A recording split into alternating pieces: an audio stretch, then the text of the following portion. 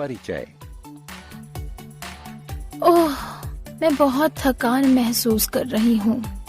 यह लो, तुम्हें आराम महसूस होगा। टीना, क्या तुम्हें अंदाजा है कि इस जग को भरने के लिए कितने गिलास संतरे का रस चाहिए होगा? मुझे नहीं पता पीयूष, हम आयतन को कैसे माप सकते हैं? बच्चों, इस पाठ में हम आयतन के मापन के बारे में जानेंगे। जानने के लिए हमारे साथ आइए।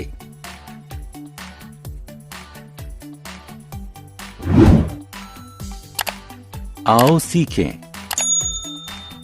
त्रिविमीय वस्तुओं को पहचानना, किसी वस्तु का आयतन बताना, घन, घनाभ, बेलन, शंकु और गोले का आयतन ज्ञात करने का सूत्र बताना। त्रिविमीय आकार क्या होता है? इन आकारों को देखिए। आपने क्या देखा? इन आकारों के 3 आयाम होते हैं, लंबाई, चौड़ाई और ऊंचाई। इसलिए हम इन आकारों को त्रिविमीय आकार कहते हैं। सभी त्रिविमीय आकार ठोस होते हैं। आयतन क्या है? किसी वस्तु द्वारा घिरे गए स्थान के माप को उस वस्तु का आयतन कहते हैं।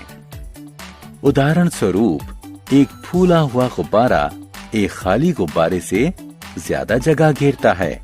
इसका अर्थ है कि हवा भरे गुब्बारे का आयतन उस गुब्बारे से ज्यादा होता है जिसमें हवा नहीं भरी है।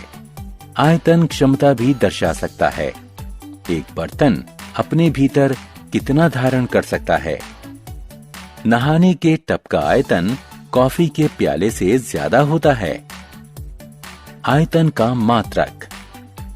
मूलतः आयतन घन मिलीमीटर, घन सेंटीमीटर और घन मीटर में व्यक्त किया जाता है। सामान्यतः किसी ठोस का आयतन V उसके आधार का क्षेत्रफल गुणा ऊंचाई होता है।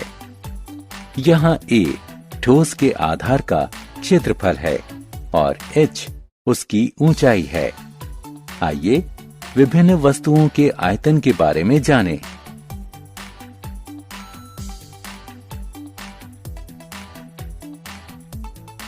घन का आयतन।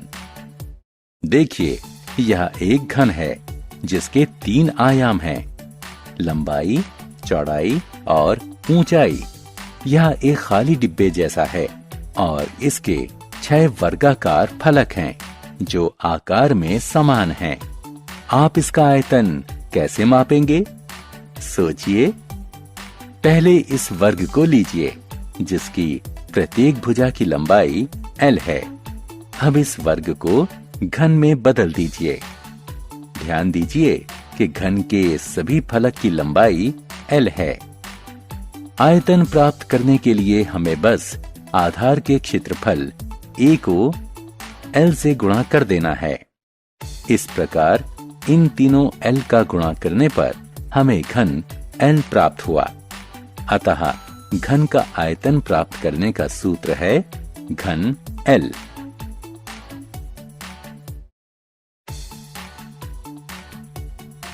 घनाभ का आयतन। इस बंद डिब्बे को देखिए। यह एक घनाभ है जिसके 6 आयताकार फलक हैं। इसका आयतन की गणना इसकी लंबाई, चौड़ाई और ऊंचाई का गुणा करके किया जाता है। या आयतन बराबर है h गुणा w गुणा l के। बेलन का आयतन। किसी टीन के साधारण डिब्बे या ड्रम के आकार का ठोस बेलन होता है। बेलन के दोनों आधार वृत्ताकार होते हैं। हम जानते हैं कि किसी वृत्त का क्षेत्रफल पाई गुणा वर्ग त्रिज्या होता है। आयतन ज्ञात करने के लिए हम वृत्त के क्षेत्रफल से ऊंचाई को गुणा कर देंगे। अतः बेलन का आयतन पाई r स्क्वायर h के बराबर होता है।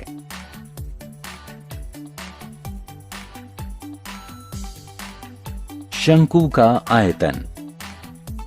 वाह, मजेदार आइसक्रीम। क्या आपको इस बात की जिज्ञासा हुई है कि आइसक्रीम को शंकु में भरने के लिए कितनी आइसक्रीम लगेगी?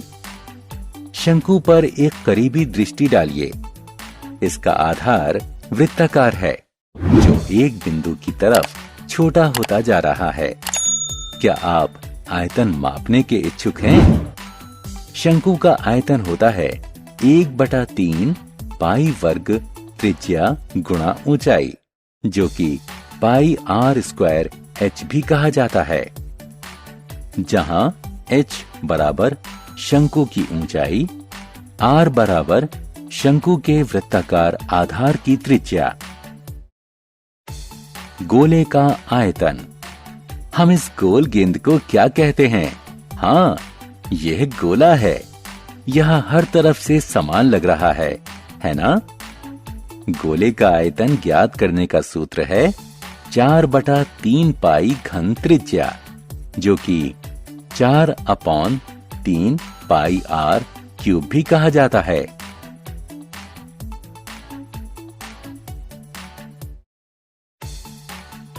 हमने क्या चर्चा की? 3 आयामों लंबाई, चौड़ाई और ऊंचाई वाले आकार को त्रिविमीय आकार कहते हैं। किसी वस्तु द्वारा घिरे गए स्थान के माप को उस वस्तु का आयतन कहते हैं। आयतन किसी पात्र की क्षमता भी दर्शा सकता है कि एक बर्तन अपने भीतर कितना धारण कर सकता है।